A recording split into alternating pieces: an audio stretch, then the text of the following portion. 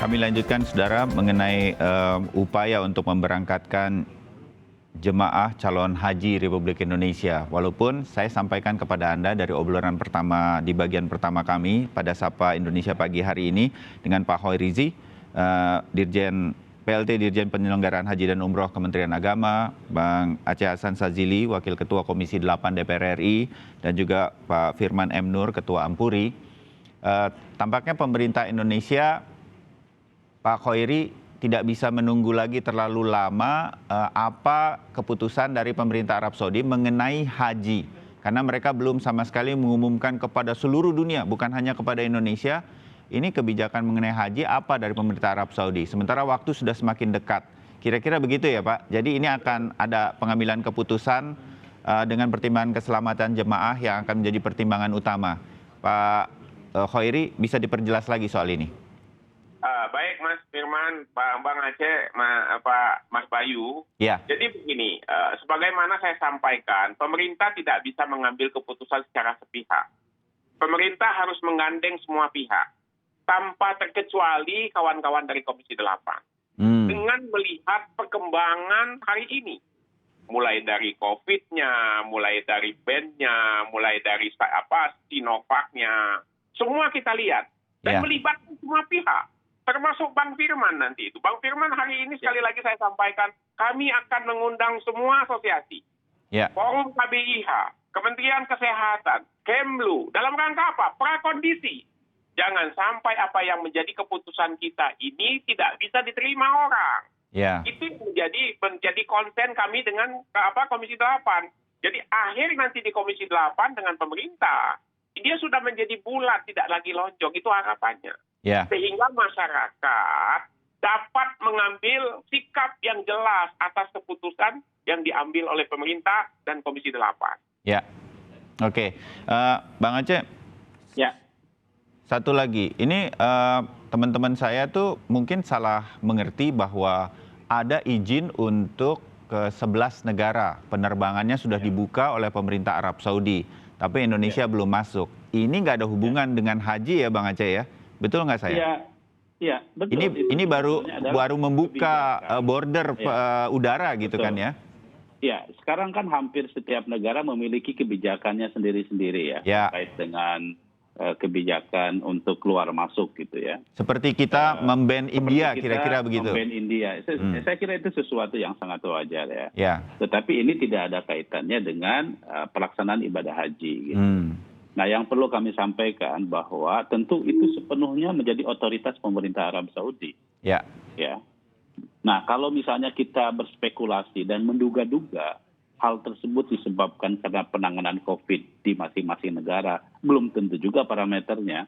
Karena kita tahu bahwa misalnya kita tahu Amerika Serikat tidak lebih baik daripada kita soal penanganan. Amerika Serikat salah satu negara yang diizinkan terbang lagi ke Arab Saudi, tapi kita tahu penanganannya seperti apa ya. COVID-nya kan tidak lebih baik daripada kita. Atau misalnya varian baru dari COVID-19 adanya di mana? Di Inggris kan? Kemudian Italia juga sama demikian.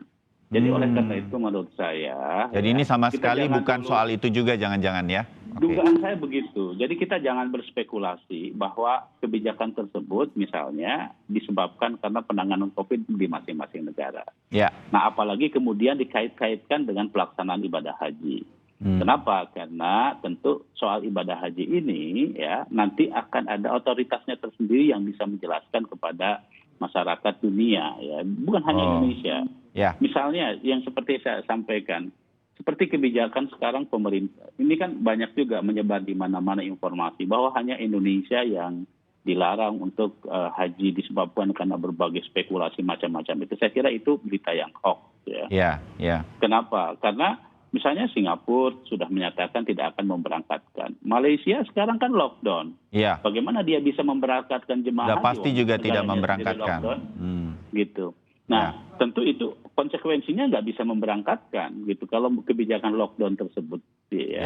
Kemudian tentu di negara-negara lain juga sama demikian. Intinya menurut saya setuju dengan apa yang disampaikan oleh ormas-ormas Islam terbesar di Indonesia yang menyatakan bahwa keselamatan dan kesehatan jamaah harus menjadi prioritas utama.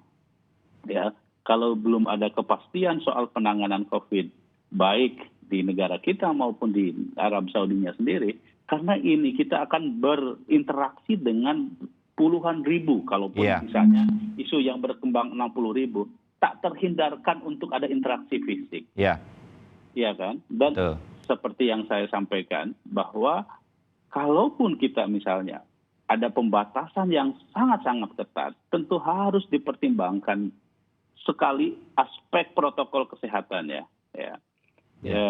Ya kita bersyukur bahwa kemarin kita mendapatkan kabar bahwa vaksin Sinovac sudah mendapatkan otoritas use oleh WHO. Dan saya kira itu seharusnya sudah tidak lagi menjadi isu yang seharusnya kita angkat terus gitu loh. Sehingga membuat masyarakat kemudian tidak percaya terhadap vaksin Sinovac yang sekarang digunakan di Indonesia.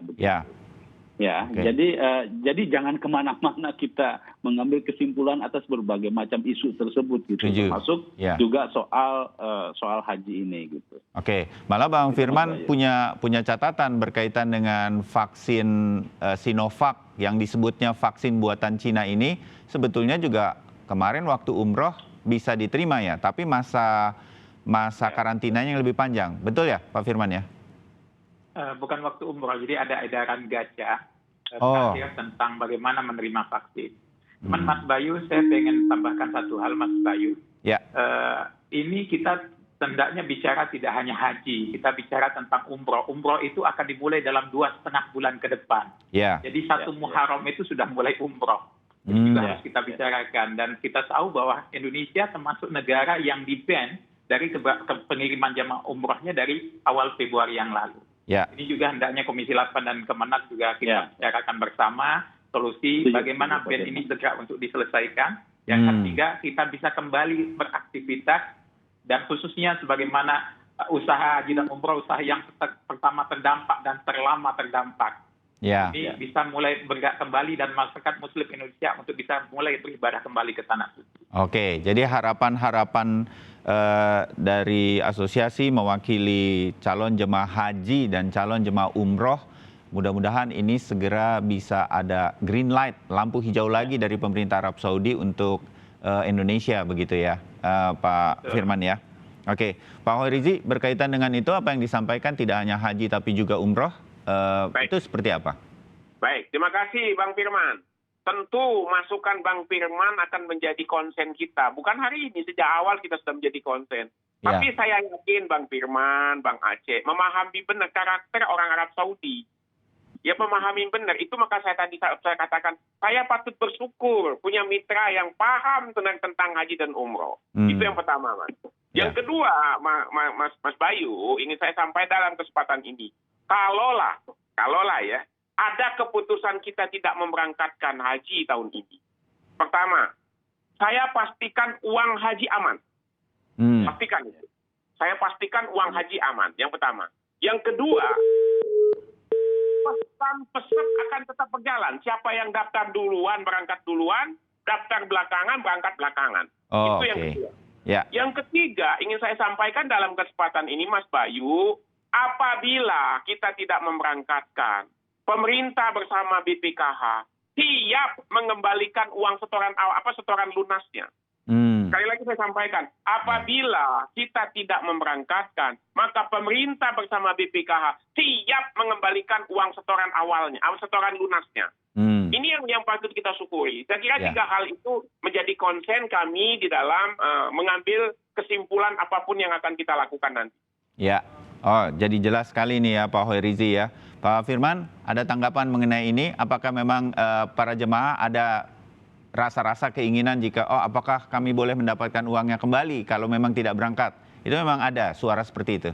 Iya, dari tahun kemarin ketentuan bahwa di seluruh jamaah dapat menarik kembali dana setorannya, setoran lunasnya, bukan setoran awalnya, setoran lunasnya itu diberi kesempatan. Dan kami juga mengapresiasi semua jamaah karena memang niat sudah kuat. Iya, biasanya begitu kan. Sangat minim sekali yang mengambil Mas Bayu. Namun karena masa panjang yang masa tunggu ini, saya kira kami harapkan bebannya juga kepada operasional perusahaan. Ya. Jadi PHK juga perlu dipertimbangkan, perlu disupport. Jadi dana-dana tersebut sebetulnya ketika dana setoran pelunasan itu adalah bagian daripada pembayaran PHK. Saya kira regulasinya agak lebih dimudahkan kembali sehingga perusahaan PHK tersebut dapat menjalankan roda usahanya dengan baik ke depan. Ya, mudah-mudahan ini jadi masukan ya Pak Hoerizi ya. Walaupun nanti akan ada pertemuan kan dengan asosiasi. Insya Allah. Ya, artinya masyarakat yang mendengarkan Sapa Indonesia Pagi hari ini bisa juga mengerti bahwa dana-dana tersebut, dana pelunasan dan lain-lain itu ada dana operasional dari asosiasi, juga mudah-mudahan bisa dimengerti karena semuanya tinggal berkomunikasi saja. Mudah-mudahan ini semua jadi jelas begitu. Bang Aceh, kita harus mempersiapkan tahun depan, kita harus mempersiapkan umroh yang juga sebentar lagi. Lobby tidak akan berhenti sampai di sini untuk pemerintah Arab Saudi agar kita bisa memberangkatkan jemaah umroh dan haji ke Arab Saudi. Seperti apa Komisi 8 membayangkan petanya ini? Ya, saya kira saya setuju dengan Pak Firman ya, bahwa tentu kalau haji ini kan waktunya sangat mepet dan sangat desak. Nah, yang harus kita pikirkan adalah soal bagaimana kita bisa memastikan penyelenggaraan umroh di 1 Muharram yang akan datang sudah bisa dilakukan ya. Amin. Menurut saya begini, tanda-tandanya sih sebetulnya sudah sangat terlihat Pak Firman ya. Pertama, seperti yang saya sampaikan, informasi soal vaksin begitu. Saya kira seharusnya itu menjadi satu berita yang menggembirakan seharusnya, terutama bagi pemerintah Arab Saudi untuk menerima vaksin di luar yang mereka pergunakan ya. Yang kedua, saya kira pemerintah Arab Saudi pun juga sangat membutuhkan jemaah umroh dari Indonesia. Karena setiap tahunnya datanya itu kan besar sekali, hampir 700 ribuan jemaah haji, jemaah umroh itu 1,2 bahkan. 1,2 juta per tahun mengirimkan jemaah umroh ke Tanah Suci. Ini kan sesuatu yang ekonomi benefitnya itu luar biasa untuk pemerintah Arab Saudi. Jadi oleh karena itu yang ketiga ini yang harus kita sadari bersama bahwa kewajiban kita sebagai warga negara tentu juga punya menjaga protokol kesehatan di tanah airnya. Karena pasti itu juga akan menjadi preferensi bagi pemerintah Arab Saudi untuk melihat sejauh mana kita juga mampu mengendalikan COVID-19 di tanah air. Nah, kalau misalnya tingkat penularannya masih tinggi, masyarakatnya tidak disiplin terhadap protokol kesehatan, saya kira sulit juga kita untuk bisa dinilai oleh negara-negara lain termasuk Arab Saudi untuk dapat mengirimkan atau menerima calon jemaah umroh dari negara kita. Setuju. Nah, satu hal yang paling penting sebetulnya menurut saya adalah pemerintah Indonesia baik melalui kedutaan kita di sana maupun melalui konsul haji kita itu sudah menurut saya ya, dari pengamatan saya sudah sangat maksimal untuk melakukan pendekatan terhadap kami juga datang ke kedutaan Arab Saudi. Saya kira Menteri Agama juga beberapa kali berdialog dengan pemerintah Arab Saudi gitu ya. Untuk bisa memastikan bahwa umroh atau saya kira umroh lah ya untuk yang harus kita pikirkan ke depan agar bisa diberikan kepada pemerintah Indonesia, negara Indonesia. Nah, hal tersebut menurut saya tentu harus menjadi kesadaran kita bersama. Namun sekali lagi karena ibadah umroh juga merupakan ibadah fisik yang tidak terhindarkan untuk terjadi interaksi, kan yang datang ke Arab Saudi kan bukan hanya dari Indonesia. Betul. Ya kan, dari Pakistan, dari Mesir, dari mana-mana lah, termasuk dari India gitu ya. Jadi tentu ini semua soal umroh sekalipun itu seperti sebuah sistem di dalam penanganan COVID secara global gitu. Karena proses interaksi antar masyarakat dunia tersebut juga saling berinteraksi dalam konteks pelaksanaan ibadah umroh. Tentu hal tersebut membuat kenapa pemerintah Arab Saudi begitu sangat hati-hati ya di dalam kebijakan, termasuk soal kebijakan tadi yang soal BEN, ya soal penanganan kesehatannya, juga termasuk soal vaksin dan lain-lain. Ya. Jadi harus dipahami seperti itu menurut saya. Ya, mudah-mudahan bisa dimengerti. Lobby satu hal, kita meyakini pemerintah Arab Saudi juga membutuhkan jemaah umroh dan haji dari seluruh dunia bisa hadir lagi secara perlahan mungkin dalam situasi pandemi. Kita bersabar dan terus melakukan upaya-upaya termasuk di dalam negeri seperti Bang Aceh katakan, protokol kesehatan biasakan. Nah, kira-kira begitu.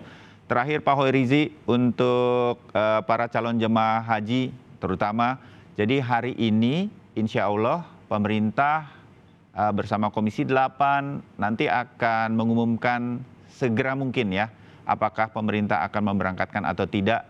Bahkan kalau bisa mungkin hari ini saya bisa menebak akan ada pengumumannya dari pemerintah. Pak Hoirizi. Baik, terima kasih Mas Bayu. Ya. Mudah-mudahan harapan kita semua bahwa semakin cepat semakin baik pengumuman yang akan disampaikan kepada publik. Itu yang pertama.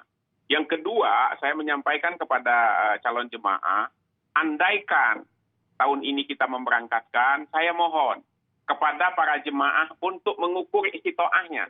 Untuk mengukur istitoahnya secara mandiri. Istitoah ibadahnya, istitoah perjalanannya, wabil khusus istitoah kesehatannya. Karena hari ini pandemi.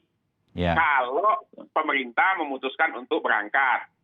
Yang kedua, kalau pemerintah untuk memutuskan untuk tidak berangkat, saya mohon juga kepada para jemaah untuk menerima segala keputusan yang akan diambil, bukan karena faktor-faktor lain, tetapi hanya satu faktornya adalah keselamatan jemaah itu sendiri. Tidak ada faktor lain. Maka itu, mari kita bersama-sama menunggu apa yang akan disampaikan insya Allah hari ini atau besok. Mudah-mudahan adalah keputusan yang terbaik menurut kacamata Allah, bukan menurut kacamata kita. Amin. Kalau ini menurut kacamata Allah, insya Allah itulah yang terbaik buat manusia. Mungkin itu. Baik Pak Hoirizi. Terima kasih untuk penjelasannya. Pak Firman, terima kasih juga sudah ada penjelasan dan suara dari calon jemaah. Salam untuk asosiasi yang lain. Mudah-mudahan bisa terus bekerja sama dengan baik dengan Kementerian Agama dan juga Komisi 8 untuk menjadi corong atau suara paling dekat kepada calon jemaah haji dan umroh. Bang Aceh, terima kasih informasinya. Kita nanti berkabar lagi untuk langkah-langkah selanjutnya. Target kita sama-sama umroh bisa berjalan buat Indonesia, mudah-mudahan. Kira-kira begitu. Amin. Assalamualaikum warahmatullahi wabarakatuh. Waalaikumsalam warahmatullahi wabarakatuh.